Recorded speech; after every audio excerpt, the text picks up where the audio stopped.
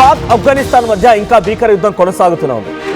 274 మంది తాలిబాన్ని హతమార్చామని చెప్తోంది పాకిస్తాన్. అటు పాక్ సైనికుల్ని సుమారుగా 60 మందిని లేపేశామంటోంది ఆఫ్ఘనిస్తాన్. అయితే 22న ఆఫ్ఘన్ సరిహద్దుల్లో పాకిస్తాన్ వైమానిక దాడులకి పాల్పడింది. కాబూల్, కందహార్, పక్తియా ఈ నగరాలపైన, ఈ ప్రావిన్సుల పైన పాక్ వైమానిక దాడులకు పాల్పడింది. రెండు దేశాలను వేరు చేసేటువంటి దురంద్ లైన్ వెంబడి పాక్ కాల్పులకు తెరలేపుతోంది. పాకిస్తాన్ వైమానిక దాడులకు ప్రతీకారంగా ఆఫ్ఘనిస్తాన్ బిగ్గెస్ట్ అటాక్కి పాల్పడింది. ట్రంప్ బలం చూసుకొని పాకిస్తాన్ రెచ్చిపోతోంది.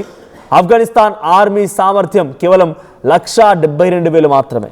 అదే పాకిస్తాన్ ఆర్మీ సామర్థ్యం చూస్తే 6,60,000 మంది. అయితే పాకిస్తాన్ ఆఫ్ఘనిస్తాన్ మధ్య ఇంత వ్యత్యాసం ఉన్నా దురంద్ లైన్ పైన ఎట్టి పరిస్థితుల్లో వెనక్కు తగ్గం అని చెప్పి ఆఫ్ఘనిస్తాన్ చెప్తోంది. బ్రిటిష్ కాలం నాటి నుంచే దాదాపుగా 132 ఏళ్లుగా ఉన్నటువంటి ఆ దురంద్ లైన్ తాలిబాన్ ప్రభుత్వం వచ్చాక 2021 నుంచి ఈ వివాదం ముదిరింది. ఆ లైన్ని మేము యాక్సెప్ట్ చేయము, ఆ డివైడింగ్ బార్డర్ని మేము యాక్సెప్ట్ చేయము, దురంద్ లైన్లో పాకిస్తాన్ ఆక్రమణలన్నీ సహించేది లేదని చెప్పి తెహ్రీక్ తాలిబాన్ చెప్తోంది. వరుస ఉగ్రదాడులతో పాకిస్తాన్ ఉక్కిరిబిక్కిరవుతోంది. ఈ నేపథ్యంలో పాకిస్తాన్ని టార్గెట్ చేస్తోంది తెహ్రీక్ తాలిబాన్ పాకిస్తాన్ అనేటువంటి ఒక మిలిటెంట్ గ్రూప్.